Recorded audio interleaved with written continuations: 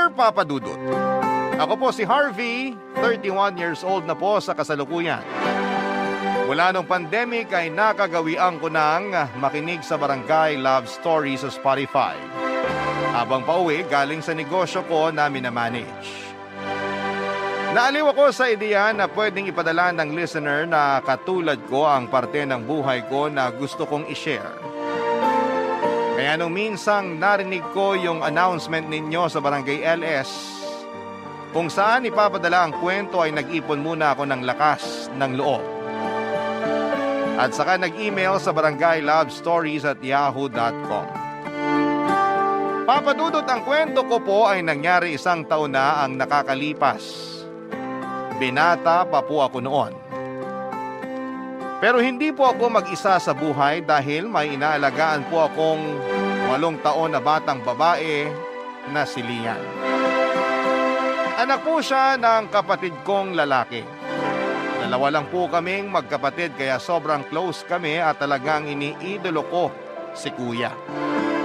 Kahit po nung makapag-asawa siya ay hindi nagbago ang pagmamahal namin sa isa't isa. Pero kinailangan magtrabaho sa ibang bansa ni Kuya para sa anak niya. Wala na rin po ang asawa ng kapatid ko at maaga pong nawala ang misis niya dahil sa karamdaman. Since wala na rin pong mga magulang namin at kami na lamang magkapatid ang magkasama, ako na lang po talaga ang mapag-iiwanan niya ng anak niya. Bagamat nakakalungkot na kinailangang umalis ng kapatid ko ay masaya naman po ako sa pag-aalaga at pagbabantay sa pamangkin ko. Sabi ko nga sa sarili ko kahit malayo si Kuya ay si Lian ang koneksyon ko para hindi ko maisip na hindi ko siya kasama. May maliit po akong negosyong pinapatakbo kaya dahil doon ay marami po akong oras para sa pamangkin ko. Nayahatid ko siya sa eskwela sa umaga at sa hapon naman ay sumasabay siya pauwi sa isa sa mga teacher niya. Nasa same floor kasi ang mga unit na tinitirhan namin kaya isinasabay na niya ang pamangkin ko sa pag-uwi. Hindi sila magkasabay pumasok ni Lian kasi mas maaga ang punta ng teacher niya sa eskwelahan. Kaya sa uwian na lamang sila nagkakasabay. Sa pagpapatuloy ng kwento, malalaman ng mga kabarangay natin kung bakit ganon ang naging setup ng pamangkin kong si Lian at ng teacher niya. May nakilala po akong babae at nagkamabutihan naman kami. Siya po si Mitch. Mas bata sa akin ng 2 taon. Maganda po siya, may pagka-fashionista kaya mahilig sa damit at sa alahas. 2022 po kami nagkakilala, Papa Dudut. Mabait po si Mitch, maalalahanin at napaka-appreciative niya kapag nireregaluhan ko siya dahil ipinagyayabang niya talaga na bigay ko yon. Madalas po kaming lumalabas noon kaya mas lalo kaming naging malapit sa isa't isa. Pero sinisiguro ko po na naihatid ko na si Lian sa school bago kami magkita ni Mitch at nakauwi na ako sa unit bago siya ihatid ng teacher niya pauwi. Hindi ko po alam na mga panahon na yon kung nagtataka ba si Mitch sa oras ko. Pero hindi naman po siya nagtatanong kaya hindi ko na din naman pinapaliwanag sa kanya kung bakit ganon. Isang araw, Papa Dudut, ay natapos ko lahat ng kailangang asikasuhin sa negosyo kaya maaga kami nagkita ni Mitch.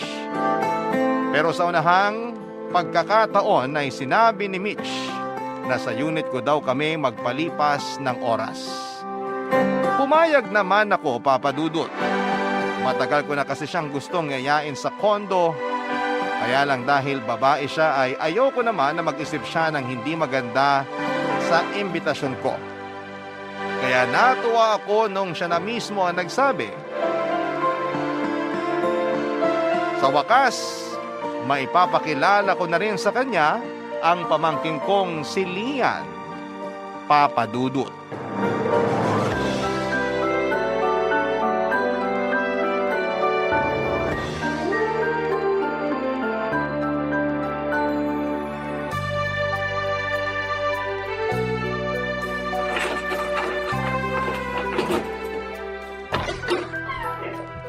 Tuloy ka, Mitch. Wow, laki naman itong condo unit mo. Saka nasa corner. Mahal siguro to, no? Hindi naman. Saka sa amin ng kapatid ko nakapangalan tong kondo. Ah, iyan yung kapatid mo na nasa ibang bansa? Oo, siya nga. Kailan ba siya uuwi? Matagal pa siguro. 5 taon ang kontrata niya eh. Nakaka1 taon pa lang siya doon. Ah, okay. Matagal pa pala. Oo, ikukuha lang kita ng maiinom. Ihahain ko na rin tong binili natin na lunch ha. Mamaya na, di pa naman ako gutom. Pero pasado 12:00 na. Busog pa ako sa kinain natin kaninang maga eh. O sige, ilalagay ko lang to sa kusina. Feel at home ha. Siyempre naman. Ang ganda nitong pwestong nakuha ni Harvey. Maganda pa yung view sa labas. Ano yon? Ah, wala. Sabi ko maganda yung view dito sa nakuha mong unit. Si Kuya ang namili nito.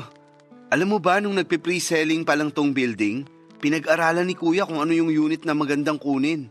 Ayun, tama naman siya. Saka park ang nasa tapat namin, kaya imposibleng may magtayo ng kondo dyan. Kaya hindi kami mahaharangan. Oo nga. Magaling ang kuya mo ah. Hindi ko nasabi sa'yo na engineer si Kuya. Kaya engineer siya dun sa pinagtatrabahuan niya. Ganun ba? Nakakatawa na matagal-tagal na rin tayo. Pero hindi mo pa alam ang mga ganung bagay sa buhay ko. Oo nga eh. Ikaw ngayon ka lang nagkukwento. Hindi naman. Ayaw ko kasing makulitan ka tuwing ibibida ko ang pamilya ko. Kaya hinintay lang kitang magtanong. Oo nga no. Hindi ko pala natanong. Kung may gusto kang malaman tungkol sa akin, itanong mo lang ha. Okay. Wala ka bang gustong malaman sa akin? Wala naman. Ha? Anong ha? Bakit parang nagulat ka? Ha? Wala. Wala naman.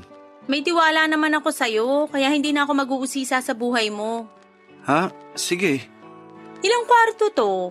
4. Pero yung isang bedroom, ginawa kong opisina. Ilan ang banyo? 3. Ayun yung isa malapit sa entrance. At yung 2 nasa 2 malaking kwarto. Ah, parang 2 master's bedroom. Parang gano'n na nga. Mahal siguro to, no? Hati naman kami ni Kuya. Paano pag nag-asawa ka na? Anong ibig mong sabihin? Pag nag-asawa ka na, kanino mapupunta tong bahay? Sa amin pa rin ni Kuya. Paano yun pag umuwi na kuya mo at may asawa ka na? Dito din siya titira? Oo. Hindi ba off yun? Ha? Hindi kita maintindihan.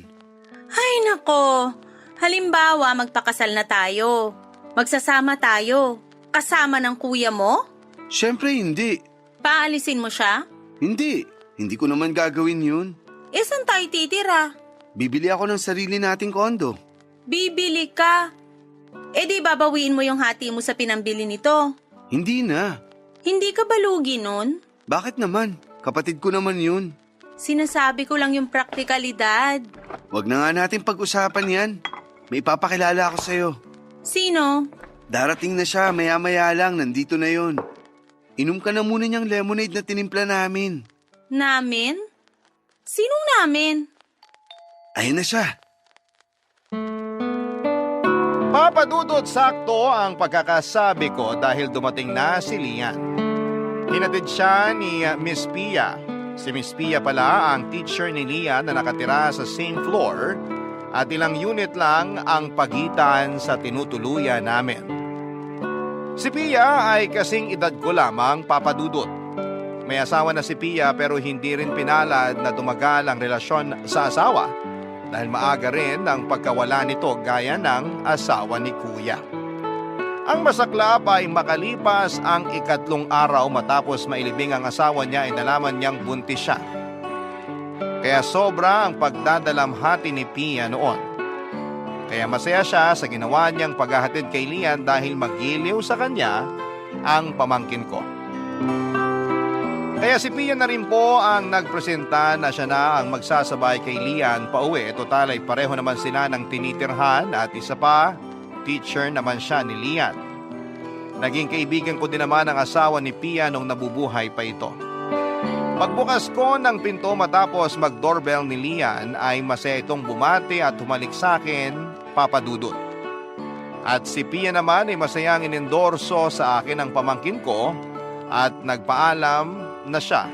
Pero pinigil ko siya sandali kasi nakita na rin naman siya ni Mitch. Nang mapatingin ako kay Mitch ay kitang-kita ko ang pagtataka sa mukha niya. Siyempre, agad kong sinabi sa kanya ang lahat. Ipinakilala ko sa kanya sina Lian at Pia. Napansin ko na parang iba ang itsura ni Mitch. Parang hindi siya masaya. Magiliw naman siyang binati ni Lian bago nagpaalam na papasok na sa kwarto dahil pagod ito at gusto nang magpahinga, Papa Dudut.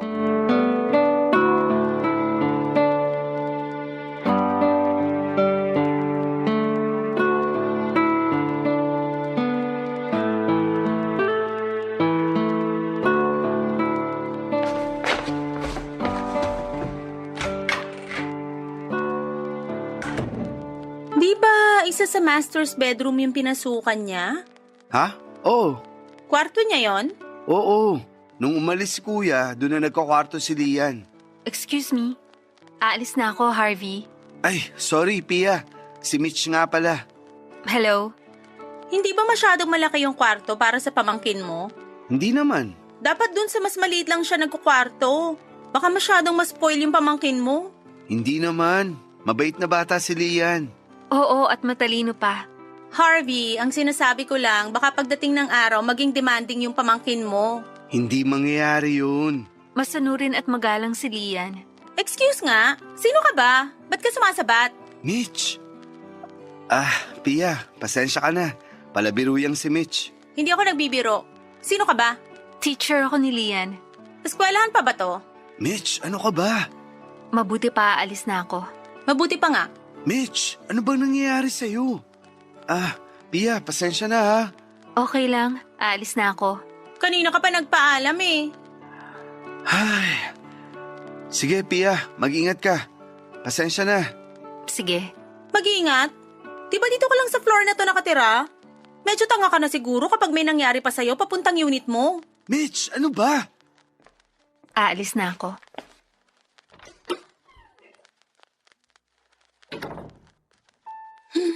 Salamat naman. Ano ba nangyayari sa'yo?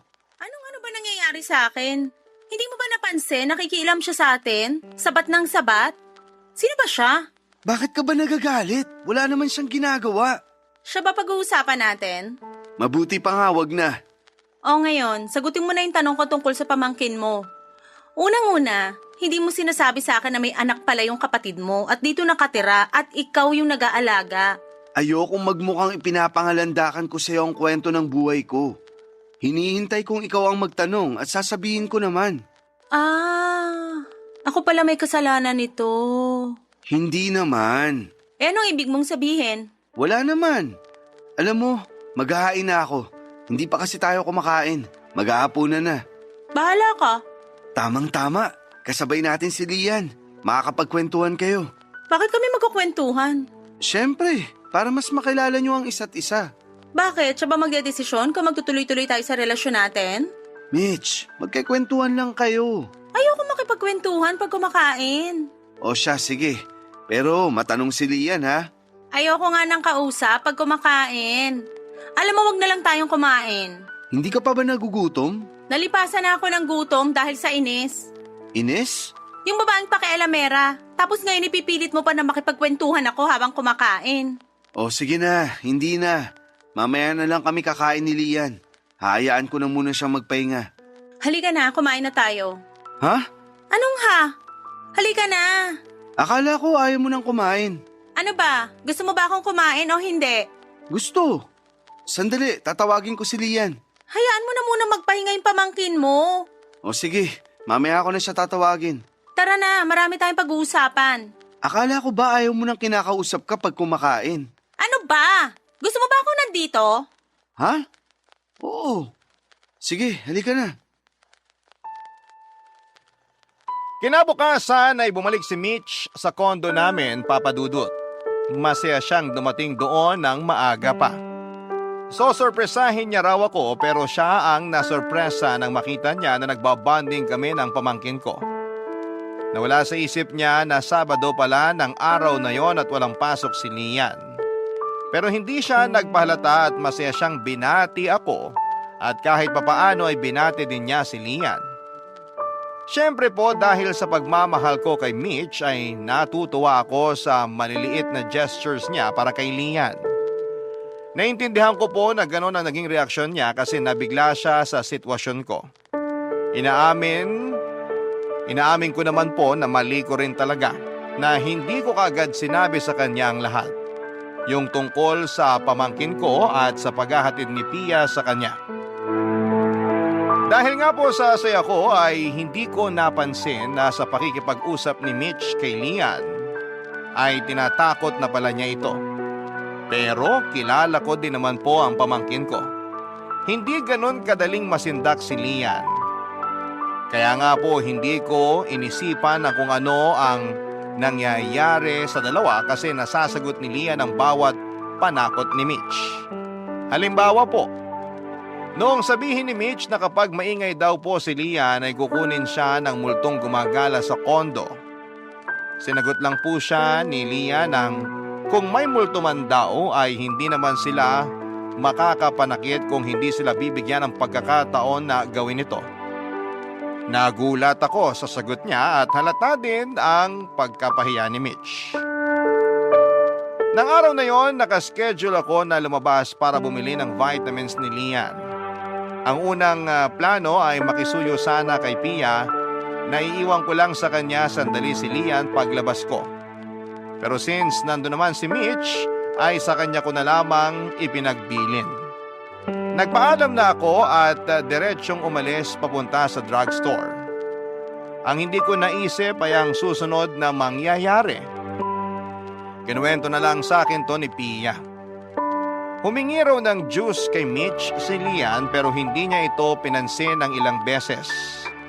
Nang nainis si Mitch sa patuloy na paghingi ng juice ng bata ay sinabihan niya na lumabas si Lian at bumili ng sariling juice sa tindahan. At dahil nga sa murang isipan ni Lian ay nakinig naman ito at lumabas para humanap ng juice sa ibaba ng unit. Bagay na medyo delikado para sa kanya, Papa Dudut. Barangay Love Stories. Barangay Love Stories. Lumabas ng condo unit si Lian, Papa Dudut. Dahil sinabihan ito ni Mitch na bumili ng juice sa tindahan. Mga ilang minuto ay nag-doorbell si Pia. Nainis si Mitch nang makita na si Pia ang nasa labas ng unit. Kahit pa ba lang ang salita ni Mitch ay hindi lang yon pinansin ni Pia. Hinanap niya si Lian, total ay yun naman ang ipinunta niya. Nasabihan ko nga raw siya na iiwan ko sa kanya sandali si Lian. Pero hindi ko na nadala sa unit niya kaya nag-alala siya at pumunta na sa unit namin para makasigurado. Ayon kay Pia, sinabi raw ni Mitch na hindi niya alam kung nasaan at saan nagpunta si Lian.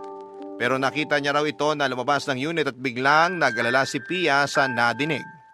Wala nang salita ay tumakbo ito para hanapin si Lian, Papa Dudut. Hanggang sa dumating ako. Hinanap ko kagad ang pamangkin ko pero hindi ako sinagot ni Mitch. Nung hanapin ko ang pamangkin ko sa unit ay hindi ko ito makita. Kaya kinulit ko si Mitch kung nasaan ang pamangkin ko. Sa kanya sinabi na lumabas nga ito ng mag-isa at halos mawala ako sa sarili sa mga narinig ko. Lalabas na sana ako nang may nag-doorbell. Pagbukas ko ay si Pia ang nakita ko at kasama at yakap si Lian na umiiyak dahil sa takot. Agad kong kinuha ang pamangkin ko at naiyak din ako nang makita si Lian. Nagpapaalam ako kay Pia na ipapasok ko lang sandali si Lian sa kwarto, Papa Dudut.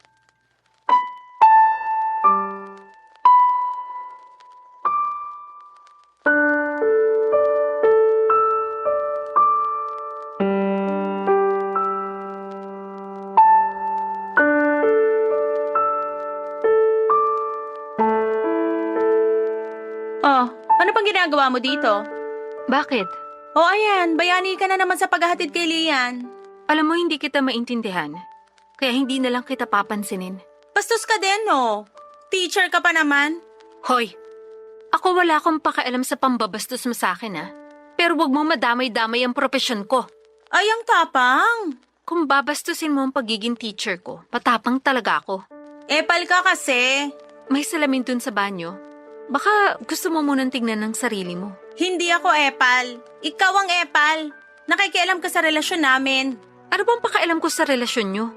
Tsaka hindi ka ba nahihiya? Ang kapal mo din, no? Ako pa talaga ang dapat mahiya? Wow! Manhid ka talaga? Matapos mong itaboy yung bata? Alam mo ba muntik na siya makalabas ng kondo? O ano ngayon? Kasalanan ko? Ewan ko sa'yo. Hindi ako nakikipag-usap sa walang... Walang ano? Hulaan mo. Siraulo ka! Anong gagawin mo? Sasaktan mo ko? Subukan mo! Aba, matapang ka, ha? Mitch! Harvey! Anong gagawin mo? Bakit ka nakaambang sasampalin si Pia? Hindi! Mitch naman! Yan kasi eh. Kumusta si Lian? Epal ka talaga. Nakatulog na siya. Salamat naman. Epal, Babalikan ko na lang siya mamaya kapal mo. Hayaan na muna natin siya magpahinga. Natutulog na si Lian. Aalis na muna ako, Harvey. Babalik na lang ako mamaya kapag maaliwalas na ang paligid. Ano? Sige, Pia. Salamat. Ano to, Harvey? Parang hindi mo ako nadidinig kanina. Ha?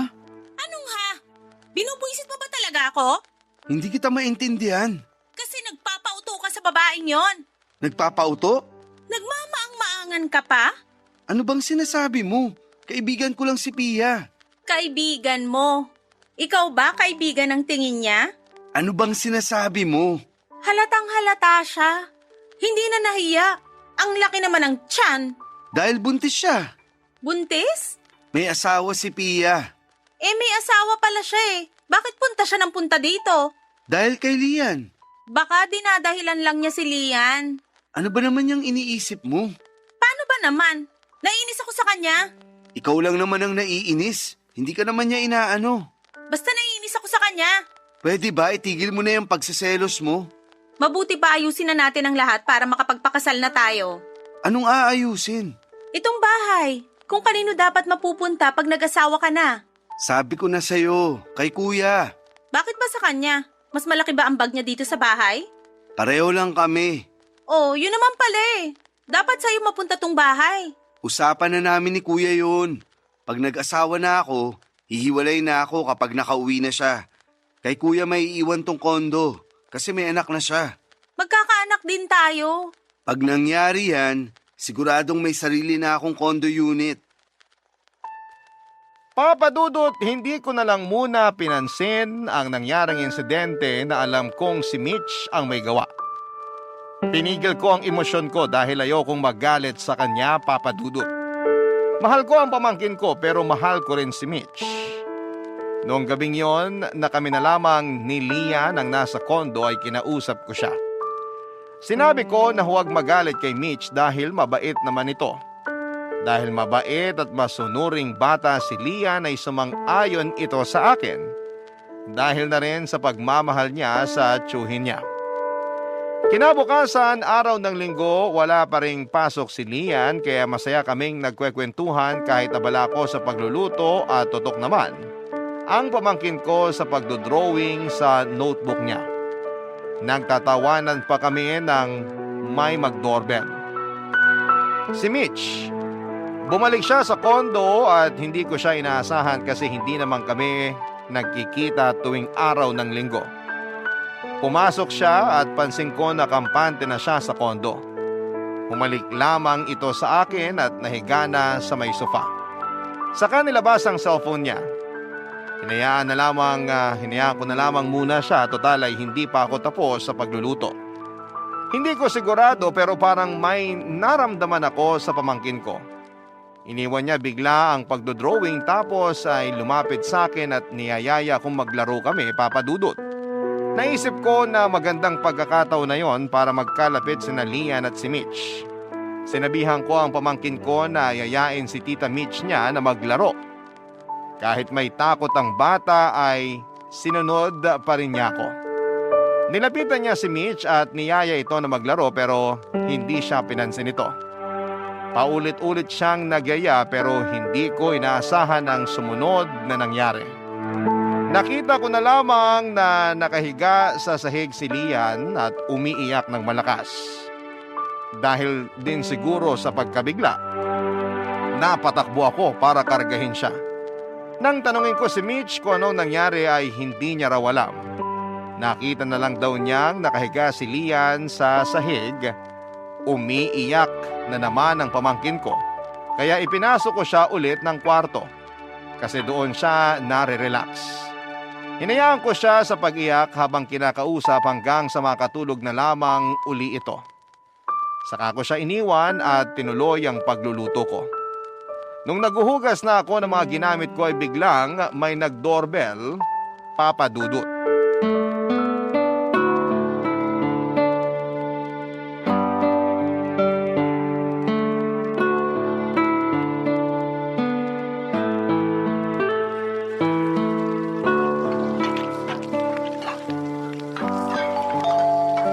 Mitch, may nagdo-doorbell. Ako na nga.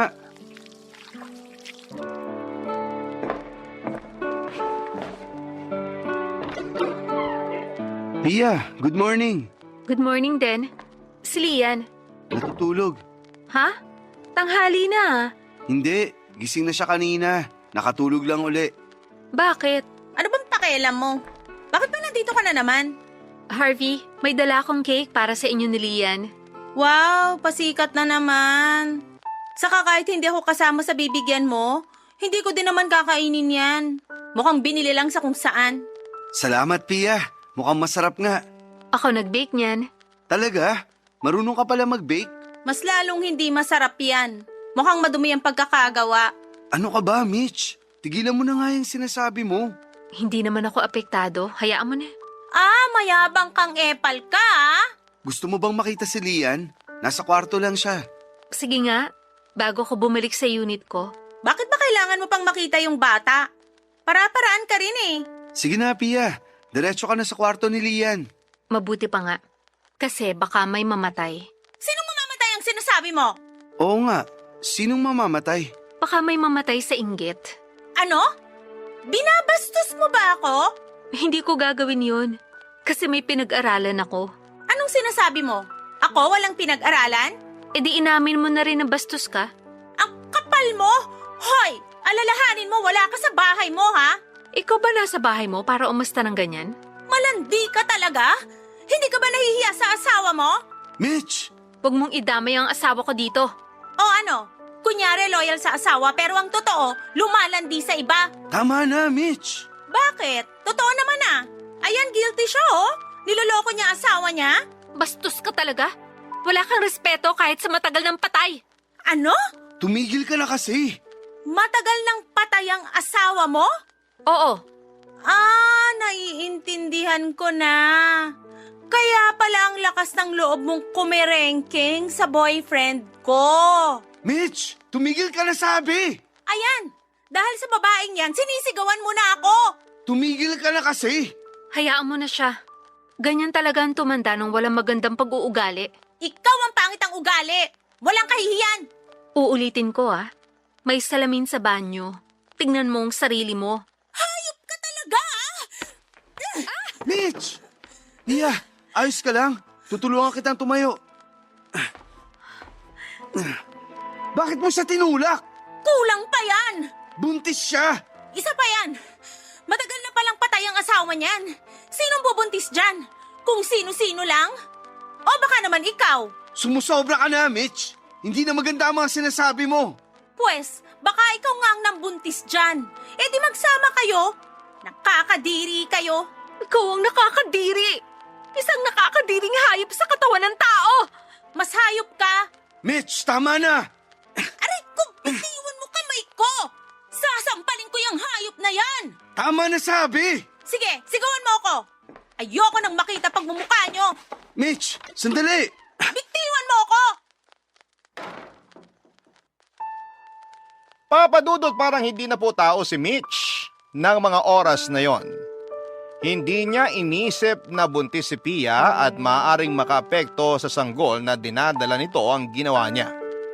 Hindi ko na rin alam kung ano ang naramdaman ko noon kay Mitch. Kaya nang umalis siya ay hindi ko na siya hinabol o sinuyo pa. Si Pia ang inasikaso ko dahil natakot din ako sa maaaring mangyari sa kanya. Hirap si Piyang kumilos kaya naman inalalayan ko siya na mapaupo sa sofa. Kapuna-puna na tinitiis nito ang sakit na nararamdaman dahil kita ko na nangingiyak pa ito. Pero hindi rin ako sigurado kung ang dahilan ng pigil na pagluha niya ay dahil nga sa nasaktan siya o dahil sa pag-aalala sa baby sa tiyan niya. Habang pinapakalma ko si Pia ay lumabas ng kwarto si Lian. Kitang-kita niya ang sitwasyon ni Pia kaya naman nagtanong ito. Hindi naman ako makasagot kasi hindi ko alam ang sasabihin nang biglang magsalita si Pia na aksidente daw siyang nadulas. Nakita ko ang pag-aalala ni Lian nang marinig ang sinabi ni Pia. Pero si Pia imbis na indahin ang sakit ay nagsabing ayos na raw siya. Kailangan niya lang umupo. Dahil siguro gustong aliwin ni Lian si Pia ay niyaya niya ito na maglaro at sinabi ko na lamang na hayaan na muna niya si Teacher Pia niya na makapagpahinga. Pero si Pia ay hindi naman nagpapigil. Sumang-ayon siya sa imbitasyon ng pamangkin ko na maglaro sila pero sinabi niya na kung pwede raw ay nakaupo siya habang naglalaro sila. Masayang pumayag ang pamangkin ko sa sinabi na maglaro daw sila ng doktor-doktoran. Si Lian ang doktor, si Pia naman ang pasyente para daw maalagaan siya. Nakipaglaro nga si Pia at naging masaya naman si Lian pero mas masaya ako sa nakita ko kung gaano sila ka-close sa isa't isa. Lalo kung bumilib kay Pia sa ginawa niya. Una, hindi niya sinabi ang totoong nangyari para hindi masira si Mitch kay Lian. Pangalawa naman sa pagmamahal na ibinibigay nito sa pamangkin ko, Papa Dudut. Barangay Love Stories. Barangay Love Stories. Papa Dudut, kahit na nagwo-worry ako na baka may masakit pa kay Pia habang nakikipaglaro ito kay Lian, ay natatabunan naman ang pagwo-worry ko sa masayang nakikita ko sa relasyon ni na Pia at ng pamangkin kong si Lian. Grabe ang sakripisyo ni Pia noong araw na yon. Kahit may masakit, Papa Dudut, ay hindi niya ipinahalata para hindi maapektuhan si Lian. Sinabihan ko ang pamangkin ko na tumigil na muna ng paglalaro at pagod na si Pia. Pero nagdahilan naman si Pia na kesyo magandang ensayo daw yon sa magiging bagong responsibilidad niya. Ang responsibilidad ng pagiging isang ina. Para daw kapag lumabas na ang baby niya ay alam na niya kung paano alagaan. Sinabi pa ni Pia na imbes na nag-iisip daw ako na kung ano-ano at nag-aalala, ay makipaglaro na lang daw ako sa kanila. Sinunod ko ang sinabi ni Pia dahil tama siya. Masyado ako nagwo-worry kaya kailangan ko ng magagawa. Hindi ko maipaliwanag kung ano ba ang nararamdaman ko noon. Habang tumatagal ang paglalaro namin, ay napakasaya ko sa mga nangyayari. Natapos ang araw na yon nang hindi na nagpakita o nagparamdam man lang si Mitch. Natapos ang araw na yon nang hindi ko man lang siya hinanap, Papa Dudut.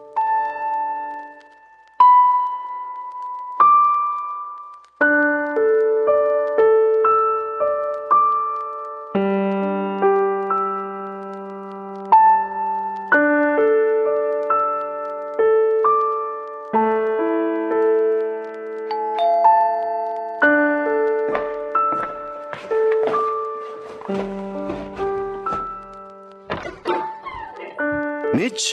Bakit parang nagulat ka? Hindi naman.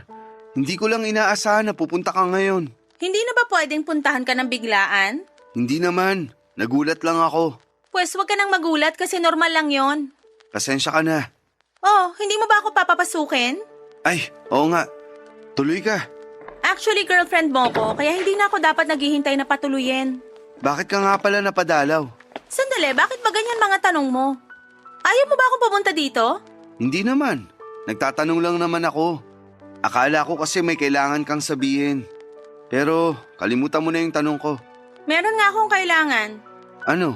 Yung housemate ko kasi, Ewan ko kung anong pumasok sa isip. Pinalayas ako. Ha? Bakit niya ginawa yun? Ewan ko. Wala akong ibang alam na dahilan kundi masama ang ugali niya. Bakit kanya papaalisin? Hati naman kayo sa bayarin sa bahay. Kaya pantay dapat ang karapatan nyo. Oo nga eh. Sandali, Saan ka pupunta? tatawag lang ako. Saan? Sa kaibigan kong lawyer. Sabihin mo ang ginawa sa'yo para mapahiya yung housemate mo na yun. Wag na. Anong wag na? Mali ang ginawa niya. Kailangan niyang mapahiya. Basta, hayaan mo na siya. Kung hindi mo sasabihin ang dahilan, ako na lang mismo ang magrereklamo. Kasi, ano? hindi naman ako nagbibigay ng hati sa kanya. Nakikitira lang ako. O ano, okay na ba? Sabi mo noon, nakikihati ka sa pambayad. Hindi nga. Wag mo na nga akong idiin. Paanong gagawin mo ngayon yan? Dito na muna ako. Ha? Ayaw mo? Hindi naman. Gulat na gulat ka kasi. Parang gusto mo akong ipagtabo yan. Hindi sa ganun. Ayos lang naman. Sige, dito ka muna. Pero hindi pa tayo kasal kaya hiwalay muna tayo ng kwarto. Wala naman gumagamit ng isang kwarto. Doon ka na. Doon sa maliit? Oo. Ayoko doon. Kailangan ko yung may sariling banyo. Doon na lang ako sa kwarto ng pamangkin mo, tapos doon siya sa maliit na kwarto. Ano? Ito naman? Bata pa naman yun, kaya wala lang sa kanya yun. Sa kanya, wala yun. Pero sa kuya ko, meron. Eh anong gagawin natin? Sige na, doon ka na sa kwarto ko.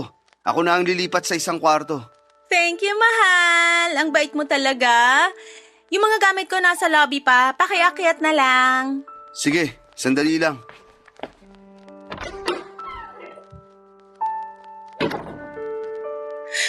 Ay, ang dali talagang utuin ni Harvey. Napaganda pa yung pagpapalaya sa akin dahil mas malaki itong nilipatan ko. Ano ba yan? Ngayon pa may nag-doorbell. Ako pa magbubukas. Wisit.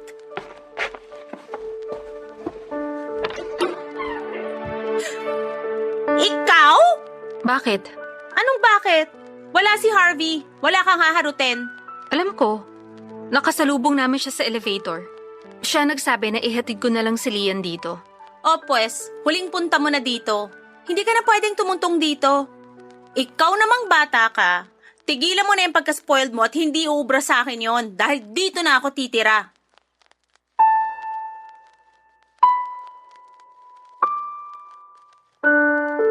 Papadudot nakakyat na ako patapos kong kunin ang mga gamit ni Mitch sa lobby nang makita ko na nasa tapat pa rin ang pinto ng unit namin sina Pia at Lian. Sinabi ko sa kanila na babalik pa ako sa lobby para kunin ang iba pang mga gamit ni Mitch. Kasi naghapot na pala talaga siya. Kaya naman isinama muna ni Pia si Lian sa unit niya. Dahil sa pagkabala ay agad akong pumayag. Hindi na ako nagtanong kung bakit dahil tiwala naman ako kay Pia. Nakatatlong balik ako sa lobby sa dami ng maletang dala ni Mitch at habang nangyayari yon ay nakahiga lang si Mitch sa sofa at nagsa-cellphone. Pero hindi ko na lamang pinansin dahil mahal ko siya. Matapos kong mahakot ang mga gamit ni Mitch ay sinundo ko na si Lian kina Pia. Habang pabalik kami sa unit ay pinaliwanag ko sa kanya na lilipat ako ng kwarto para naman hindi magtaka ang bata pag nakita niyang doon na ako sa maliit na kwarto na tutulog. Ang nasabi lang ni Lian sa akin ay tutulong daw siya na magligpit ng gamit ko. Napon ako na parang ayaw mawalay sa akin ang pamangkin ko. Ramdam ko na pilit lang tinatago ni Lian ang takot niya kay Mitch. Sa paglipas nga ng mga araw na nandun si Mitch ay nakita ko kung gaano niya hindi gusto ang pagkalinga sa pamangkin ko. Hindi gaya ni Pia, si Mitch ay wala talagang pakialam kay Lian. Pakiramdam ko ng mga oras na yon ay parang nababawasan ang pagmamahal ko kay Mitch. Pero pinaglalabanan ko ito. Hanggang sa mapagdesisyonan kong bumili ng engagement ring. Hindi ko napansin na natunugan pala ito ni Mitch. Yung pagbili ko ng singsing. Kaya nung araw na yon ay nag-ayos si Mitch ng todo. Nagbihis ng maganda at hinintay ako na makauwi. Papa Dudut.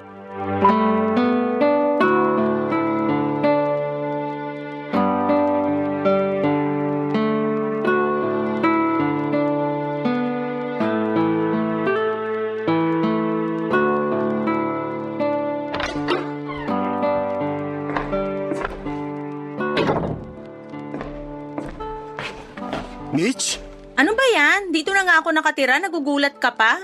bakit ganyan ang itsura mo? Anong itsura? Yang itsura mo. Ang negative naman ang tanong mo? Ibig kong sabihin, bakit base na base ka? Ha? Wala. Bakit? Masama ba? Hindi naman.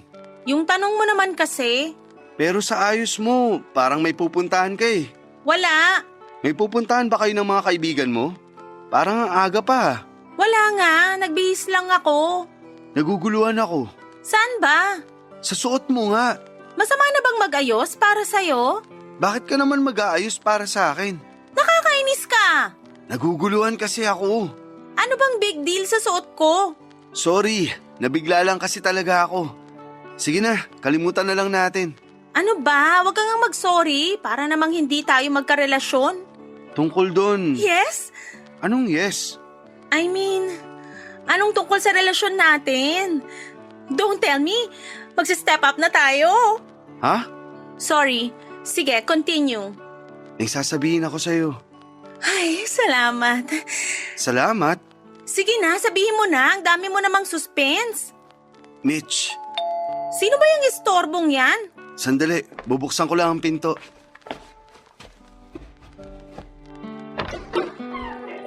Pia, tuloy ka. Anong ginagawa ng babaeng yan dito? Pinapunta ko siya. Magpapapunta ka lang ng witness, yan pa. Ay, sandali. Mabuti pa lang nandyan siya para madinig at makita niya ang lahat. Sige na, Harvey. Ituloy mo na yung sasabihin mo. Gusto kong maghanap ka na ng ibang malilipatan. Ano? Lilipat tayo? Bakit? Gusto ko dito. Darating na ba kuya mo? Sila na lang lumipat. Hindi pa darating si kuya. Ang ibig kong sabihin, humanap ka na ng malilipatan mo. Bibigyan kita ng 1 linggo. Ano? Teka, alam mo hindi pasok yung joke mo. Sabihin mo na yung totoo para mapahiya yung babaeng yan. Anong totoo? Nayayayain mo na ako magpakasal. Ano? Alam nyo, hindi ako kailangan dito. Babalik na lang ako pagkatapos nyo mag-usap. Mabuti pa nga. Sandali! Ikaw lang ang kailangan ko makausap. Ipapasundo mo na ba si Lian sa classmate niya? Hindi. Maaga pa. Mamaya na natin sunduin. Umalis ka na nga dito. Mitch, tumigil ka na. Iwan mo na nga muna kami. Ano?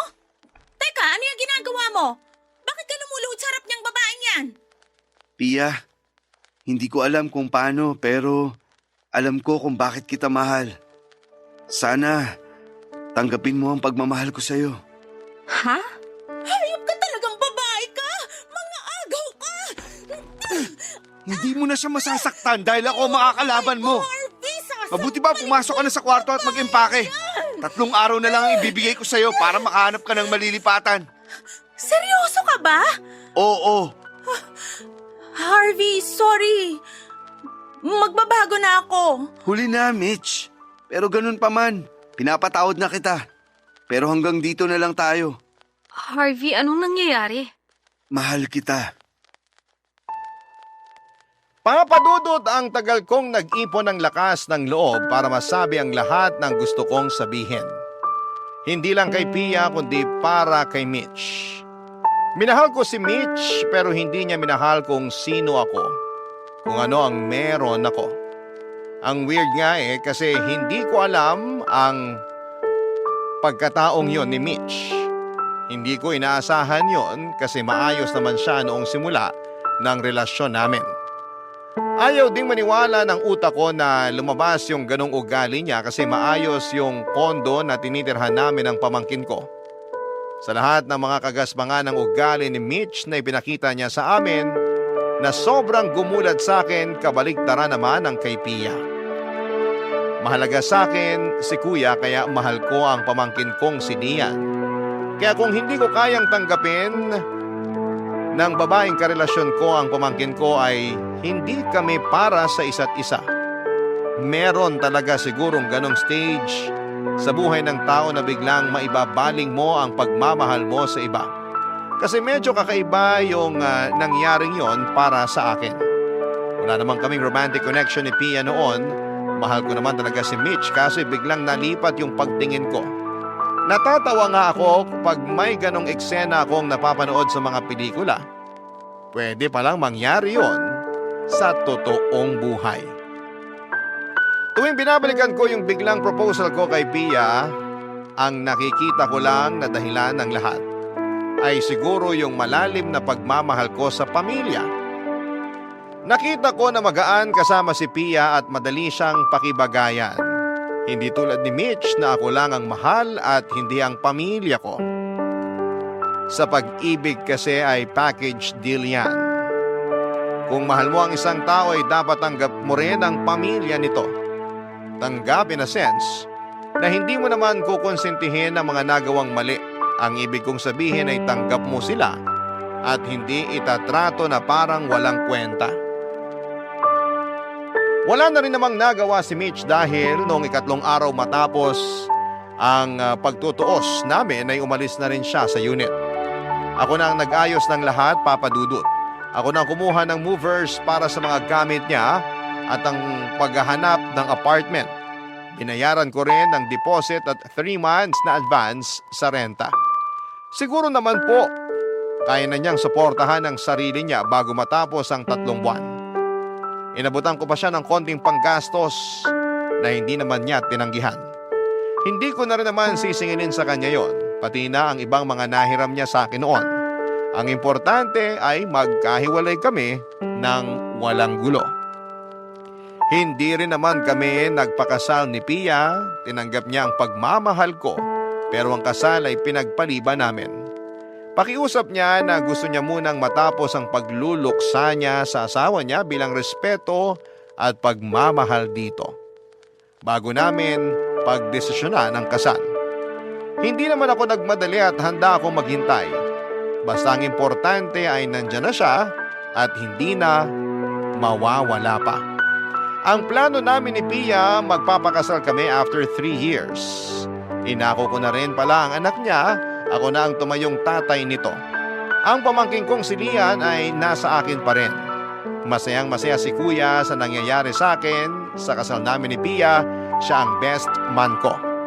Masaya ang pagsasama namin ni Pia at parang magkapatid sina Lian at Jericho. Yun ang pangalan ng anak ni Pia. Sa ngayon ay dito muna kami sa unit namin nakatira. Ang unit naman ni Pia ay pinapaayos namin para pagdating ni Kuya ay lilipat na kaming 3 ni Pia at ni Jericho doon. Maraming salamat po, Papa Dudut, sakaling mapili po ninyong basahin ang kwento ko sa Barangay Love Stories. More power po sa inyong programa. Ang inyong kapuso at kabarangay forever, Harvey. Dear Papa Dudut, isa ako sa mga tagapakinig ng Barangay LS 97.1 sa Spotify. Doon ako nagmamarathon ng mga kwento ng mga kabarangay natin. Ako nga pala si Topper, 40 years old, breadwinner ng pamilya. Simula nang nakapagtapos ako ng pag-aaral at nakapagtrabaho, ay sa akin na inasa ng pamilya ko ang pang-araw-araw namin. Inako ko ang responsibilidad kasi gusto ko rin naman. Lalo't naging saksi ako sa paghihirap ng mga magulang ko para lamang mabuhay kami ng Kuya Gilbert ko, Papa Dudut. Mas matanda siya ng 5 taon sa akin. 2 lang kaming magkapatid pero malaki ang naging hirap sa amin ng mga magulang namin. Lalo't sakitin ako at madalas ay naoospital noong bata pa lamang. Imbes na makaipon ang mga magulang ko ay dumudulas lang sa kanilang palad ang mga kinikita nilang pera noong nagtatrabaho pa sila. Kaya nagmadali ako makapagtapos at makahanap ng trabaho. Pinalad naman at napili akong magtrabaho sa isang sikat na kumpanya na merong mataas na pasahod. Mataas agad ang posisyong nakuha ko. Naging mabilis tuloy ang pagbawi ko sa mga magulang ko. Kaya lang ay maagang kinuha ng Diyos si tatay. Wala pa ata akong 3 taon sa trabaho ng pumanaw ito. Labis ko yung dinibdib. Lalo't gusto ko pang maibigay sa kanya ang mga hindi niya nararanasan noong nabubuhay pa siya. Kaya naman pinangako ko sa sarili ko na ibubuhos ko na lamang sa aking ina ang hindi ko nagawang iabot sa aking tatay, Papa Dudut. Hindi naman maluho si nanay, kahit na ilang beses ko na siyang kinulit na mag-request sa akin ng mga gusto niyang material na bagay ay panay pa rin ang pagtanggi niya. Ang tanging gusto lamang niya ay makasama kaming dalawa ng Kuya Gilbert ko habang nabubuhay pa siya.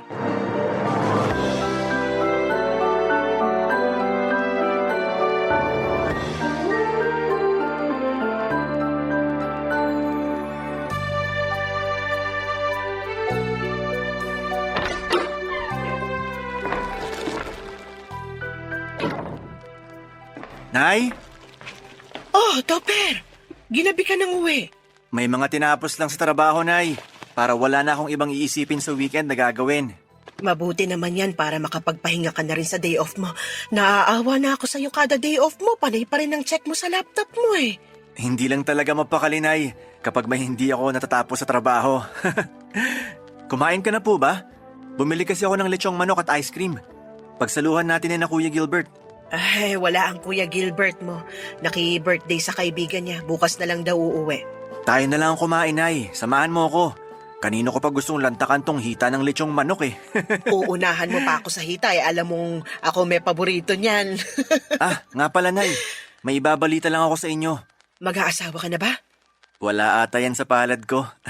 Ay, hayaan mo't idudulog ko sa Diyos na iukit yan sa palad mo. Akong bahala. Malakas ako sa itaas.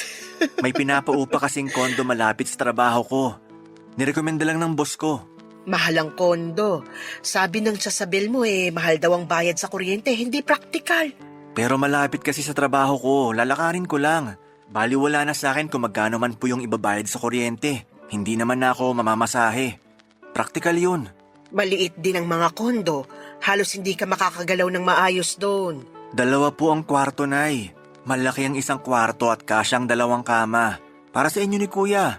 May balkonahin na rin para kapag mag-iyosi kayo ni Kuya, meron na kayong pupuntahan. Gusto mo na bang lumipat? Sana. Mas malapit kasi sa trabaho at hindi ganun kamahal ang upa dahil kilala ng boss ko yung may-ari ng unit. Ewan ko ha, parang hindi ako magiging masaya kapag lumipat tayo. Bakit naman po? Ang hirap kasing mag-empake at maglipat eh. Hindi na natin poproblemahin yan kasi meron naman pwedeng bayaran para sa paglilipat ng gamit natin. Kung pag-iimpake lang din naman, andito naman kami ni Kuya para tulungan ka. Kung hindi pa sapat, pwede tayong magbayad ng tutulong para mag-impake. Alanganin pa rin ako. Mas komportable na kasi ako rito. Kilala ko ng mga kapitbahay natin. Kaklose ko na rin sila. Madaling lapitan kapag hihiraman ng kawali o toyo. Nay, may magiging kapitbahay din tayo roon. May kawali rin sila, toyo. Pwede mo pa rin silang kilalanin. Dito sa atin malapit ang mga tindahan at palengke. Mabilis na lakaran lang, nasa palengke na ako. Marami ring pharmacy sa paligid. Mabilis ako makakabili ng maintenance ko. Sa ground floor ng condo, may pharmacy doon na 24/7. May katabi rin na convenience store ang pharmacy na yon. Bukas din magdamag. Ang tanong, mabait bang mga tindera ron? Kasi yung mga pinagbibilan ko, close na kami. Tropa-tropa ba?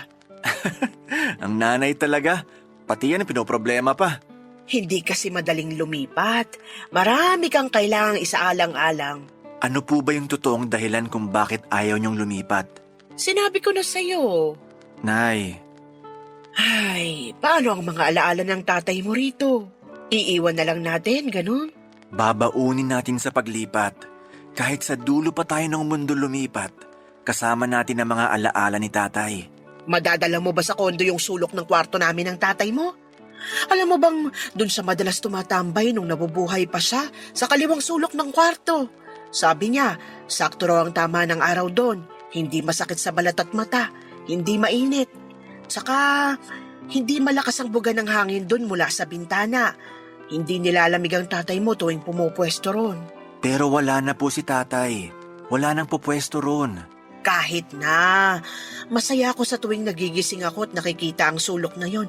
Iniisip ko, nasa kusina lang siya at naghahanda ng kape at saka siya papasok sa kwarto namin para magkape sa sulok na yon. Nay, Sabi mo, lahat ng hihilingin ko sa'yo, ibibigay mo. Ito lang ang hiling ko. Pagbigyan mo na ako. Hindi ko na sinagot pa si Nanay Papadudut. Panalo na siya. Nagamit niya sa akin ang mga sarili kong salita laban sa bala ko. Hindi ko na rin siya pinilit pa na lumipat, Papadudut. Alam ko naman na kapag matanda ka na, sentimental ka na sa maraming bagay. Si Nanay ang nangunguna sa amin sa pagiging sentimental. Kaya hindi niya magawang bitawan ang tinitirhan naming bahay. Doon na kasi kami tumira mula pagkabata namin ni Kuya. Doon na kami lumaki at nagkamalay. Masyado na ngang luma ang bahay kung tutuusin. Marami na itong problema sa bubungan at mga pader. Isa yon sa mga dahilan kung bakit gusto ko na ring lumipat dahil hindi na ako komportable sa mga sira ng bahay namin. Kaya lang ayaw talaga ni Nanay umalis, kaya napilitan akong pumayag sa gusto niya. Nang hinayang ako sa kondo na nirekomenda ng boss ko, sa totoo lang, gusto ko pa naman sana ng pagbabago at para hindi na rin ako mahirapan sa pagkukommute. Mas pinili kong pagbigyan kung saan magiging masaya at komportable ang nanay ko. Iyon na rin naman ang nakasanayan ko lalo na noong namatay si Tatay Papadudut. Para ba akong laging natatakot na baka hindi ako makabawi sa nanay ko tulad ng nangyari kay tatay. Kaya naman sinusulit ko ang bawat sandali na kasama ko si nanay at sinusunod ang lahat ng mga kahilingan niya. Hindi na natanggal ang pagiging balisa ko sa salitang kamatayan. Lagi akong pinangungunahan ng anxiety at takot ako sa tuwing naiisip ko na mawawala si nanay. Hindi kasi ako nakapaghanda noong namatay si Tatay Papadudut. Kaya bantay sarado ako kay nanay. Lahat ng magpapalusog at magpapasaya sa kanya ay ibinibigay ko. Ayoko na kasing maramdaman yung klase ng panghihina at panghihinayang na naramdaman ko noong lisanin ni tatay ang mundong ito. Kaya kahit may desisyon si nanay na labag sa kalooban ko, ay pinagbibigyan ko pa rin, Papadudut.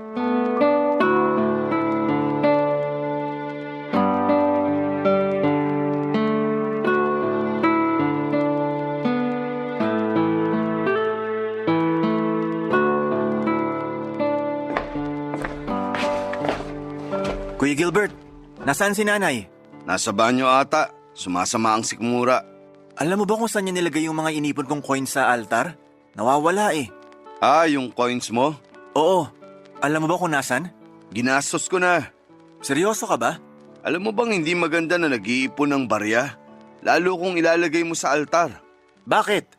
Para raw pinag-iipunan mo na ang kamatayan mo pag ganun. At sino naman na nagsabi sa iyo niyan? Mga kamag-anak natin. Tanong mo pa kay nanay. Pinaghirapan kong ipunin yun. Nilalayo lang kita sa kamatayan at kamalasan. Dapat nga magpasalamat ka pa sa akin eh. Magpasalamat sa'yo? Dahil nilustay mo ang mga barya ko? Pinrotektahan lang kita. Saan mo ginamit ang mga barya ko? Kung saan-saan. Bumili ako ng luya para sa goto na niluto ni nanay kahapon. Magkano lang ang luya? Yung natira, pinangbili ko ng yosi.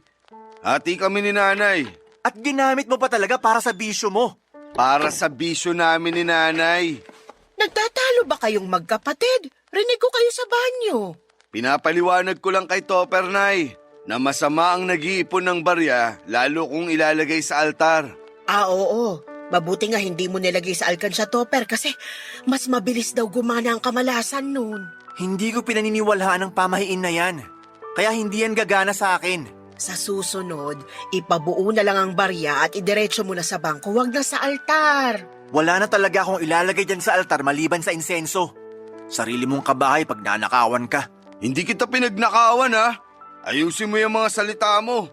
Ginawan ka na nga ng pabor eh. Kailan naging pabor sa akin na pagnakawan ako ng pera? Niligtas nga lang kita sa kamatayan. Ay, awat na kayo sa pag-aaway. Kayong dalawa na nga lang ang magkapatid, panay pa ang pag-aaway nyo. Ipaliwanag mo kasi, Nay, kay Topper na iniisip ko lang ang kalagayan niya. Ang galing naman. Kaya mo ba naisip na ipangbili na lang ng Yossi yung mga barya ko? Yossi namin ni nanay. Dalawa kaming nakinabang doon. Hindi lang ako. Hayaan mo na yun, Topper. Sa susunod, huwag ka na kasing mag-iipon ng barya para hindi na kami matakot ng kuya mo. Pinakaba mo kami eh. Ako pa tong mali. Hindi naman namin sinasabi na mali ka. Gusto lang talaga naming mag-ingat ka. Ayoko mamatay ka, anak, dahil lang sa kakaipon mo ng barya sa altar. Tama. Kung hindi dahil sa akin, baka pinaglalamayan ka na ngayon. Grabe. Grabe talaga. Aalis muna ako. Saan ka pupunta gabi na? Ipapabuo ko sa tindahan itong mga barya sa bulsa ko para wala nang mananakaw. Pabili na rin ng isang pakete ng Yossi. Bayaran ko sa'yo sa katapusan. 20 years old lang si nanay nang ipanganak niya si Kuya Gilbert. Dahil panganay, naging practice child si kuya ng mga magulang ko. Lalo na si nanay. Kaya sa aming dalawa ay alam kong mas malalim ang koneksyon nilang dalawa kumpara sa akin. Lalo't parehas pa sila ng bisyo, ang magyosi. Lagi silang magkausap na dalawa sa tuwing wala ako sa bahay. Wala kasing trabaho si kuya at hindi siya nakapagtapos ng pag-aaral dahil tinulungan niya si nanay na mag-asikaso sa bahay. Nasanay siyang hindi nagtatrabaho at umasa lamang sa inaabot noon ni tatay. Noong namatay si tatay, sa akin naman siya bumaling para umasa ng sustento. Mas lalo pa siyang ginanahan na hindi magtrabaho noong namatay na si tatay. Ang lagi niyang rason ay kailangan ng makakasama at bantay ni nanay sa bahay. Lalo't wala na raw si tatay. Pinayagan ko ang rason na yon, lalo't babad ako sa trabaho at mas marami talaga akong oras na nailalagi sa opisina kesa sa bahay. Ayoko namang maging malungkot si nanay kapag nag-iisa ito. Kahit noong time na yon ay gusto ko nang maghanap ng trabaho si kuya para may kasama naman ako sa pagbabayad ng bills sa bahay. Lalo na sa maintenance ni nanay. Gusto ko na ring makaipon para sa sarili ko. Sa totoo lang, kahit malaki ang sahod ko ay wala akong nasimulang ipon dahil lahat ay napupunta sa mga bayarin sa bahay.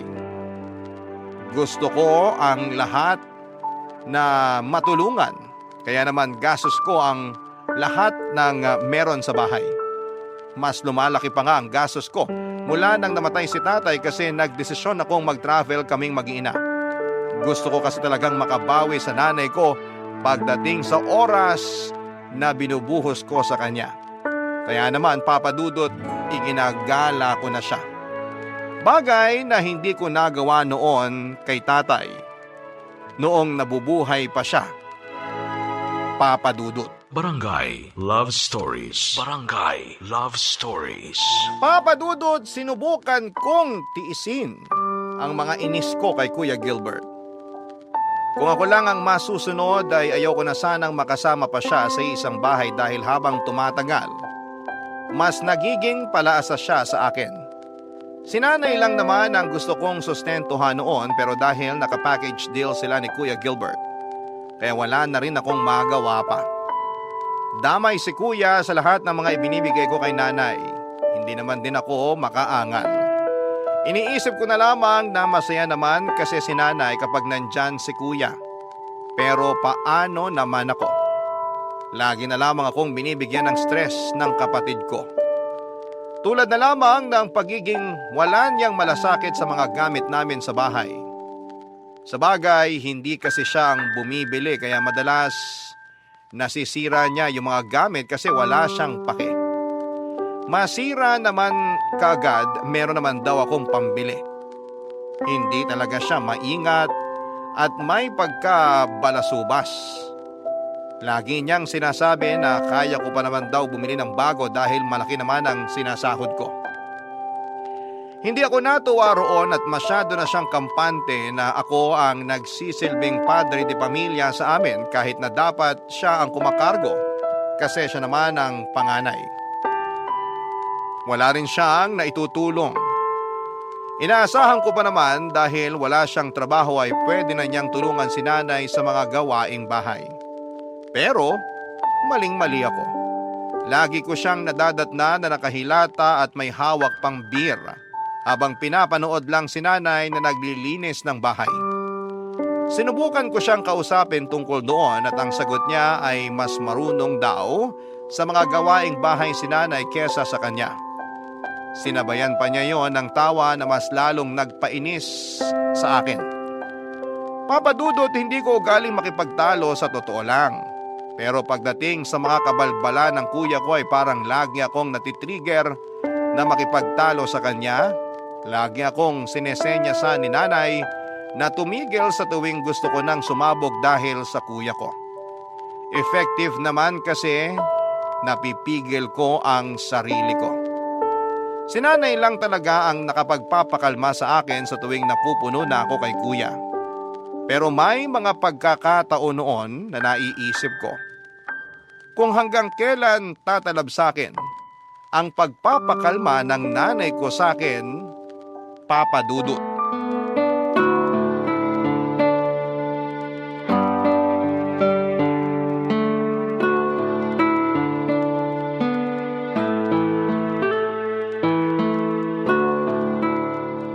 Ano ka ba naman, Gilbert? Ano ba tong ginawa mo sa aso natin? Magiging lola ka na, Nay! Congrats! Hindi nakakatuwa.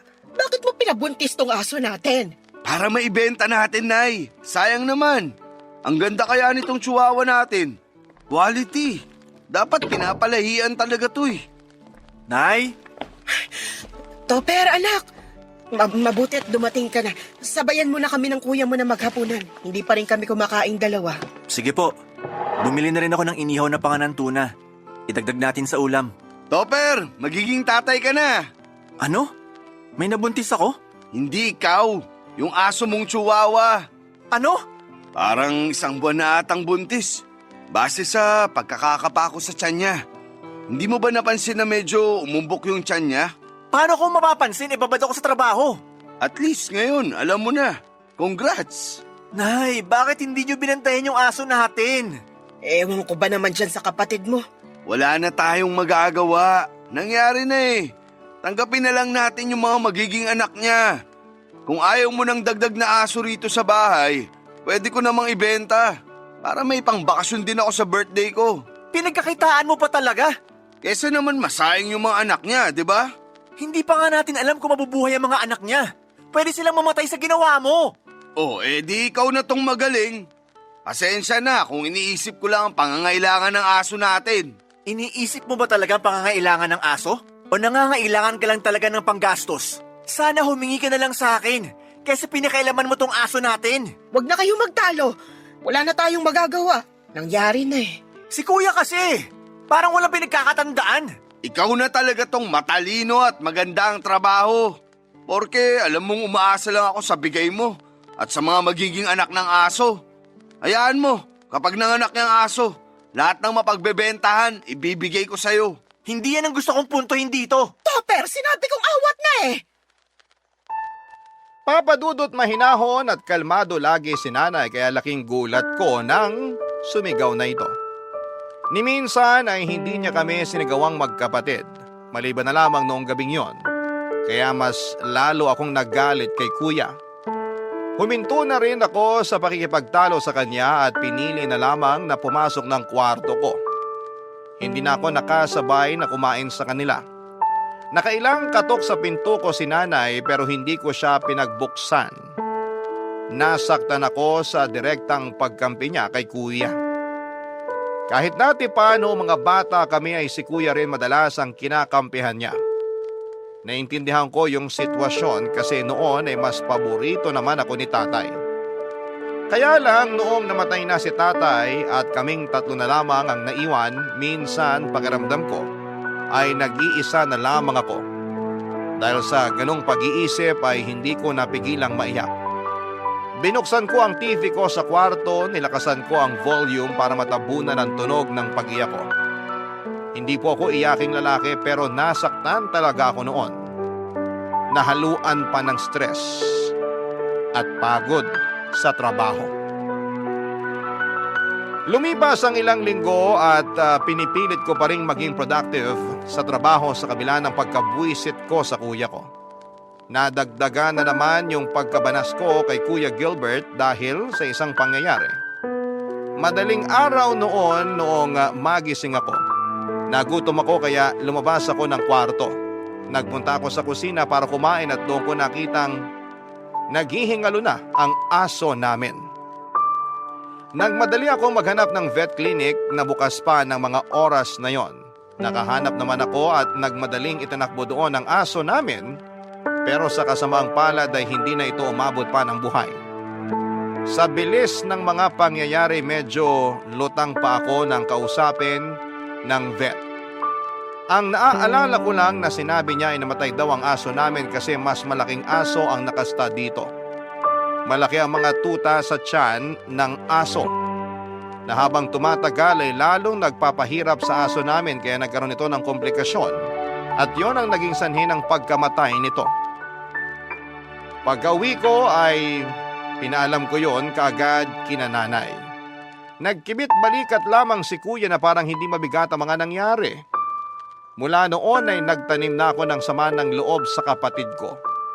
Binibilang at tinatandaan ko na rin ang bawat pagkakamali niya para kung sakaling kailangan ko siyang kumprontahin ulit, ay may ipangbabala ko sa kanya. Dumating yung araw na yon, Papa Dudut, kung saan ay isinampal ko sa mukha niya ang mga kabalbalan na ginawa niya dati, Papa Dudut.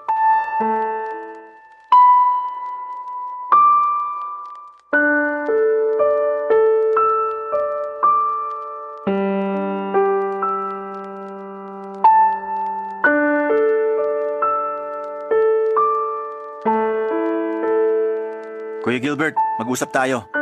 Asan si nanay? Nasa kwarto siguro. Nahihilo raw. Bakit? May sumugod na babae sa office namin kanina. Jenna raw ang pangalan. Ah, si Jenna. Kilala ko yun. Bakit? Nagsusumbong sa akin. Iniiwasan mo na raw siya after niyang sabihin sa'yo na buntis siya. Ang hina naman niyang makagets. Dapat alam na niya yun. Kapag iniwasan ko siya, ayoko na. Ayaw mo na dahil nabuntis mo? Tulad ng mga dating nabuntis at tinakasan mo. Alam mo naman na pala. Bakit kailangan komprontahin mo pa ako tungkol kay Jenna? Kasi nakakahiya. Sinugod ako sa opisina. Akala nila ako nakabuntis sa kanya. Sabihin mo, di pa nga ako sigurado kung ako yung ama ng pinagbubuntis niya. Sigurado akong sa'yo yun. Hindi ako nagkakamali kapag may tinatakasan kang babae. Lagi mong sinasabi na hindi sa'yo yun. Pero pagkalabas ng bata, halos walang pinagkaiba sa mukha mo. Sobra ka namang mangusga. Tandaan mo, ako pa rin ang kuya mo. Ikaw pa rin ba ang kuya sa ating dalawa? Kasi parang ako na yung umaako nun eh. Ako ang bumubuhay sa pamilya natin. Ako ang namumroblema sa mga kalokohang pinapasok mo. Kung ano man ang problema ko sa mga nabubuntis ko, hayaan mo ko. Huwag mong problemahin. Paano hindi po problemahin? Eh ako ang sinusugod ng mga nabubuntis mo. Ako ang ini-stress nila sa tuwing tinatakasan mo sila. Pwede naman kasing wag mo na lang silang harapin tulad ng ginagawa ko. O di tapos ang problema. Hindi rin natatapos ang problema. Kuya naman. Kailan ka ba talaga magtitino? Pagod na akong sumasalo sa mga problema mo. Pagod na nga ako sa kakatrabaho. Hindi ko pa mailagan lahat ng sakit ng ulo na binibigay mo sa akin. Ano na naman ba tong naririnig ko? Umiidlip ako eh. Bakit ba nagtatalo na naman kayo magkapatid? Si Topper kasi, Nay. Feeling perfect. Kanina pa ako inuusgahan dahil nakabuntis na naman ako. Nakabuntis ka na naman? Kumalma ka, Nay. Hindi pa nga ako sigurado kung sa akin yun eh. Ano ba naman, Gilbert? Panglima mo na yan ah!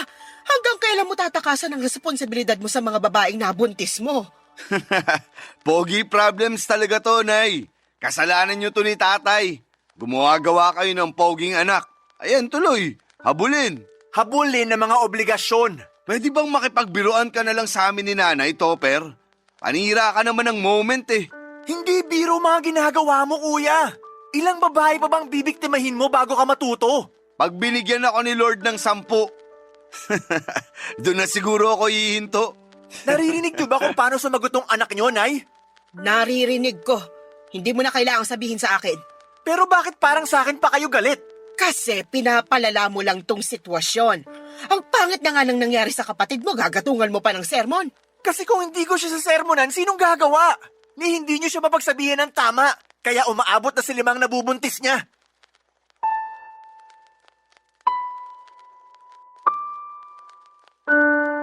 Tinalikuran ko silang dalawa at hindi na hinintay pang makasagot isa man sa kanila, Papa Dudut. Malapit na akong mapundi noon kaya minabuti ko na lamang na layasan silang pareho. Hindi ko na pinakinggan ang pag-uusap nila at muli akong nagkulong sa kwarto. At kahit medyo naririnig ko ang mga palitan nila ng salita ay hinayaan ko na lamang sila. Hindi na ako nakialam pa. Sila naman ang may problema at hindi ako. Bakit ko ba stressin ang sarili ko para intindihin at pakisamahan sila? Mahal ko ang nanay ko pero minsan ay naiinis ako dahil sa kakaibang pagpapakita nito ng pag-intindi at pagmamahal kay kuya. Kaya parang lumaking walang alam sa buhay si kuya at palaging mali ang mga desisyon sa buhay. Dahil hinahayaan lamang siya ni nanay. Ang masakit pa ay sobrang kinukonsinti ni nanay si kuya. Kaya talagang hindi natuto at lumaking bano sa buhay ang kuya ko. Sa totoo lang ay marami akong naisakripisyo para kay nanay. Lahat yon ay naisip ko habang nakakulong ako sa kwarto. Marami akong bagay na hindi nagawa para sa sarili ko dahil kailangan ko siyang unahin sa lahat. Hindi ako nagkaroon ng asawa dahil natakot ako sa commitment para sa isang romantic relationship. Dahil oras na makapag-asawa ako ay sino na ang sasalo sa responsibilidad sa nanay ko. Malabo pa sa sabaw ng sinaing, natustusan ni kuya ang nanay namin. Kaya pinili kong hindi makipagrelasyon para mailaan ang oras ko sa pag-aalaga at pagbabantay sa nanay ko. Tulad na lang sa pagpili kong tanggihan ang offer ng isang kumpanya sa ibang bansa para magtrabaho sa kanila. Nabanggit ko yon kay nanay pero hindi ko pinatos kasi ayaw niya raw na malayo sa akin. Marami akong hindi nagagawang trabaho dahil kailangan ko siyang paglaanan ng oras dahil kung hindi ay sasama ang loob niya at hindi ako kikibuin. Natural naman daw yon. Sa mga matatanda, madamdami na sila. Pero paano naman ako, Papa Dudut? Paano na ang nararamdaman ko? Barangay Love Stories. Barangay Love Stories. Noong bata pa lamang kami ni Kuya ay siya na itong laging nakadikit at malambing kay nanay. Lagi nga siyang pinapayagan ni nanay na umabsent sa school kapag ayaw nitong pumasok. Nakonsente talaga ng malala. Napagsabihan na ni tatay si nanay dati sa pangungonsinti nito. Pero deadma lang si nanay. Tuwing uma-absent si kuya sa school ay nalalaman na lang namin ni tatay na nagpupunta sila noon sa mall ni nanay para kumain at bumili ng laruan ni kuya. May pasalubong din naman akong laruan at pagkain kay nanay pagka-uwi nila pero minsan ay naiisip ko. Sana sumabay na lamang ako sa pag-absent ni kuya. Baka minsan ay mapaboran din ako ni nanay. Hindi ko pa na-realize ang lahat ng iyon noong bata pa ako. Noong tumanda na ako at mas naging malinaw na ang isipan ko sa lawak ng mundo ay na-realize kong may mali sa sitwasyon namin. Lagi kong sinusubukang kunin ang atensyon at pagmamahal ni nanay, Papa Dudut. Gusto kong tumapat sa klase ng relasyon na meron sila ni kuya. Kaya naman nagpursige ako sa pag-aaral at pagtatrabaho at sa pagiging mabuting anak sa kanya. Naging mabuti naman si nanay sa amin pero kumpara sa kapatid ko ay malayo yung trato niya sa akin. Mas lalo kong gustong kunin ang atensyon at pagmamahal ni nanay lalo nung namatay na si tatay. Nawala na kasi ako noon ng isang taong paborito ako. At sa pagkawala ni tatay, si nanay lang ang naisipan kong lapitan para punuin ang naiwang espasyo ni tatay sa puso ko. Hindi ko yon sinabi kay nanay dahil hindi kami gaanong ka-close na dalawa para mag-share ng saloobin ko. Hindi katulad ni Kuya Gilbert kayang-kaya niyang sabihin lahat ng mga nararamdaman niya kay nanay. Doon ako higit na naiinggit dahil wala akong mapagsabihan ng nararamdaman ko. Pakiramdam ko ay nag-iisa na lamang ako lagi. Hindi ko yon pinaramdam kay nanay. Lagi kong ipinapakita sa kanya na andun lamang ako lagi sa tabi niya at nakasuporta. Papa Dudut.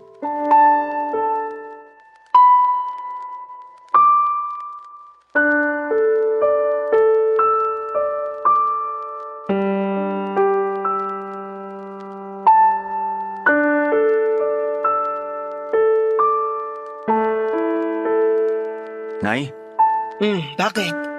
mag-usap tayo tungkol kay Kuya. Mamaya na lang pagdating niya. Andun pa siya sa mga kaibigan niya, nagiinuman sila. Ayan nga ang gusto kong pag-usapan, Nay. Tungkol sa mga kaibigan niya. Habang wala siya, mag-usap tayo. Para mas maintindihan niyo rin naman po kung anong punto ko. Nagkaaway na naman ba kayong magkapatid? Lagi naman kaming may hindi pagkakaintindihan. At gusto ko maayos na to. Ano na naman bang nangyari? Kailangan na nating lumipat ng bahay, Nay. Akala ko ba hindi na tayo lilipat? Pumayag ka na, 'di ba? Tsaka sinabi mo na rin na hindi na bakante yung kondo na pinapaupa sa'yo nun. Maghahanap tayo ng iba. Basta kailangan na nating umalis dito. Huwag mo naman akong binibigla sa ganyan, anak. Ano na naman bang nagtulak sa'yo para magdesisyon ng ganyan? Hindi na maganda na naiimpluwensyahan si Kuya ng mga kaibigan niya. Parehas niyang tambay ang mga yon. Walang ibang pinagkakaabalahan kundi mangbuntis ng mga babae at hindi naman papanagutan. Kailangan nating ilayo si Kuya sa kanila para makapagbagong buhay na siya. Huwag mo naman silang husgahan. Pwede namang magkamali ang mga tao hindi naman bawal yon.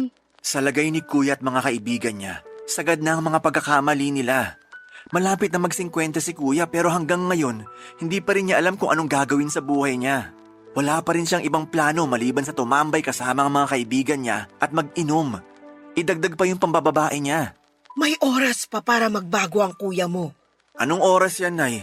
Babantayan ko. Alam kong gusto mo lang mapabuti ang kapatid mo pero hindi makakatulong kung pipilitin natin siya. Hindi pa siya handa.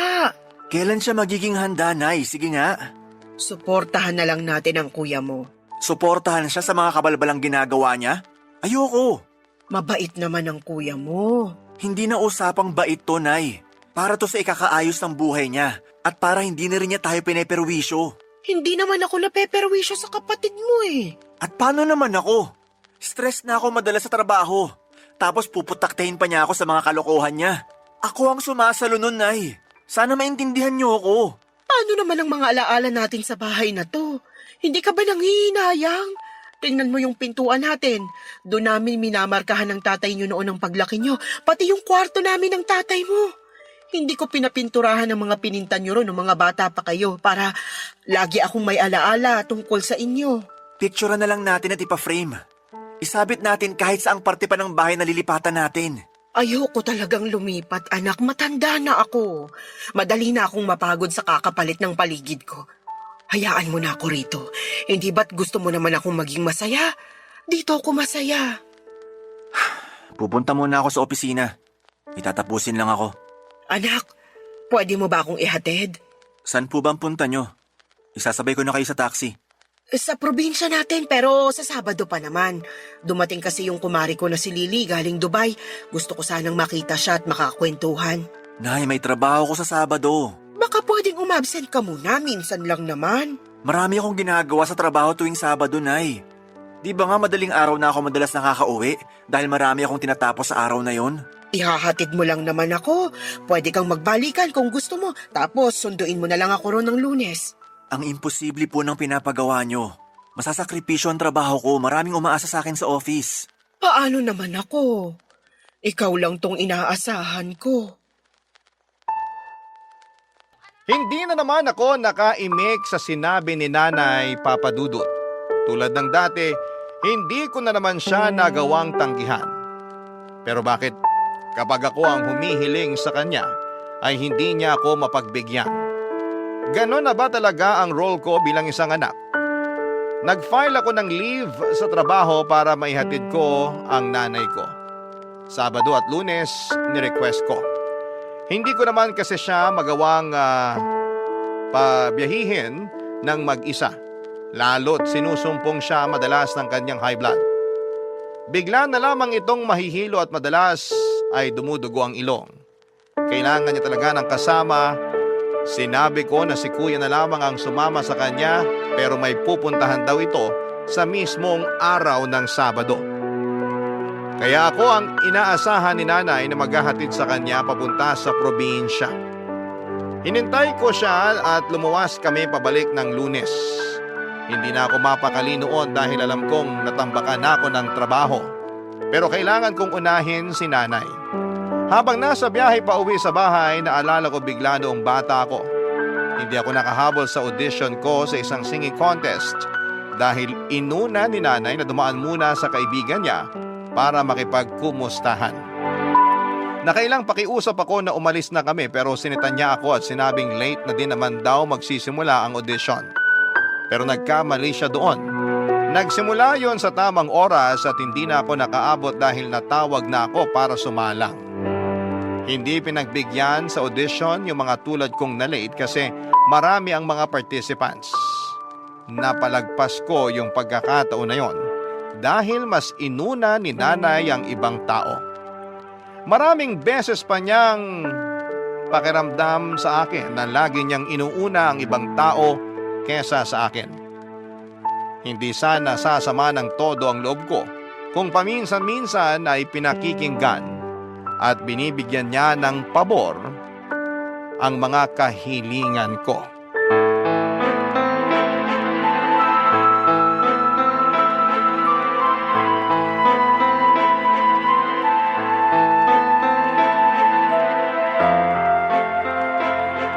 Kuya, Bakit na naman? nagda-drugs ka ulit? Grabe ka namang mambintang. Yung totoo. Matagal na akong hindi gumagamit. Wala rin naman akong pambili. Di ba nga, hindi mo na ako sinusustentuhan? Saan naman ako kukuha ng pera para sa drugs? Lagi kang nakakagawa ng paraan para sa drugs dati. Dati yun. Hindi na ba pwedeng magbago ang tao? Gusto ko sanang maniwala sa'yo. Kaya lang iba kasi nakita ko kanina sa kwarto mo. Bakit ka pumasok sa kwarto ko? Kasi pinakuha ni nanay ang plancha sa kwarto mo. Gusto mong magpaliwanag? Bigay lang sa akin yun. Kaya binili mo o binigay, mali pa rin gumamit noon. Yan na nga lang ang takas ko sa pagbubunganga mo. Haharangin mo pa. Humahanap ka na naman ng rason para maipagtanggol ang baluktot mong pamumuhay. Ikaw na talaga lagi ang perfect. Ang linis mo eh. Parang hindi mo na kailangang maligo kasi wala kang dumi sa katawan. Ganyan ka talaga, no? Kapag nako-corner ka na sa kalokohan mo, bigla ka maghahanap ng ibang iinsulto sa akin. Nako, ano bang pang-iinsulto sa'yo? Hindi nga kita mahanapan ng ipipintas kasi nga, di ba? Perfect ka. Hindi kasi tutungkol sa akin. Dahil to sa issue mo sa pagdadrugs. Sige, ipagsigawan mo pa para marinig ng mga kapitbahay. Mas concerned ka pa sa sasabihin ng kapitbahay, pero wala kang concern sa mga kasama mo rito sa bahay? Paano kapag natiktikan ka? Ay di damay kami. Bakit? Pusher ba ako?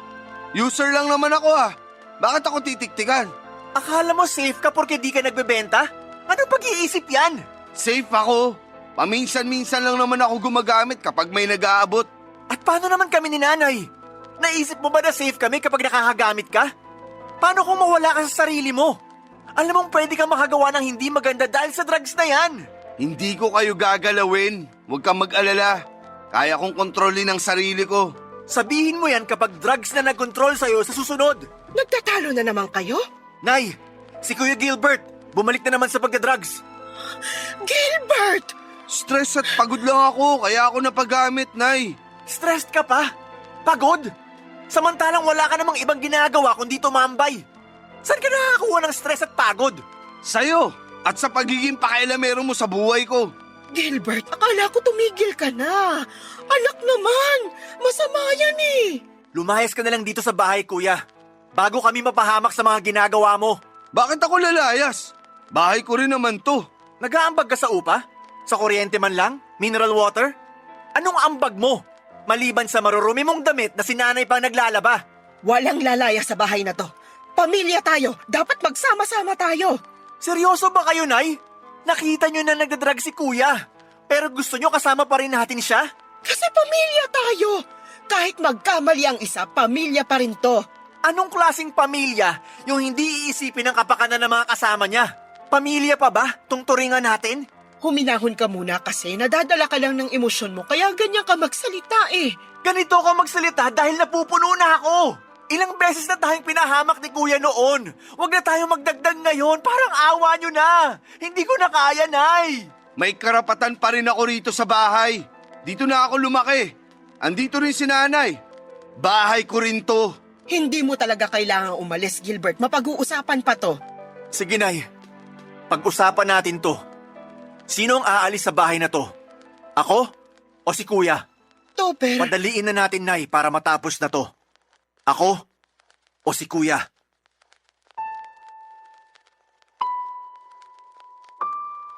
Napatitig sa akin si nanay, sinisiguro niyang seryoso ako bago siya sumagot. Hindi naman makatingin ng diretso sa akin si kuya at napansin ko ring pinagpapawisan ang noo niya. Siguro alam niyang dehado siya sa pilian. Pero sa totoo lang, pakiramdam ko noon ay dehado rin ako.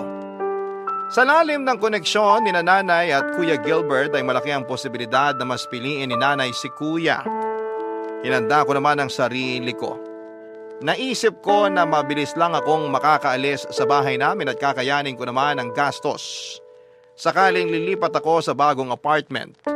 Pero ang tanong na tumatakbo sa isip ko, paano silang dalawa?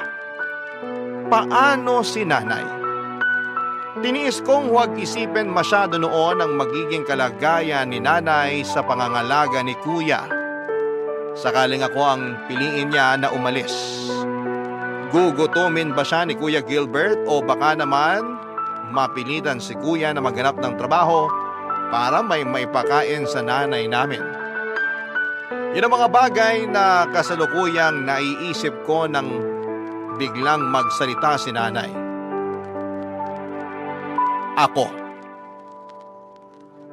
Ako raw ang pinipili niyang manatili sa bahay. Parang hindi naman nagulat si kuya sa naging desisyon ni nanay. Parang inaasahan na niyang ako ang pipiliin.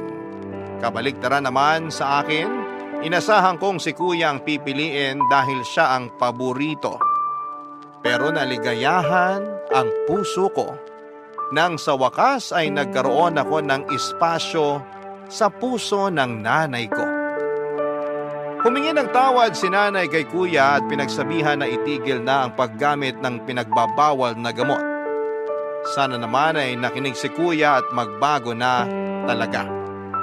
Matapos noon, papadudot ay sinabi ni nanay na handa na siyang lumipat ng bahay kung saan ay mas malapit sa trabaho ko at mas makakatipid. Baka raw oras na rin ng pagbabago. Doon nasiyahan lalo ang puso ko, sa wakas ay nakinig na si nanay sa akin. Matapos noon ay nag-usap sina kuya at nanay at nakita ko ring inabutan ng pasimple ni nanay ng isang bungkos ng pera si kuya.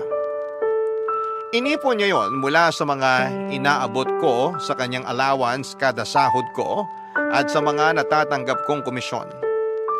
Naging mahirap din sa akin ang desisyong yon lalo't nasasaktan ako na makitang malungkot si nanay dahil sa paghihiwalay nila ng panganay niya.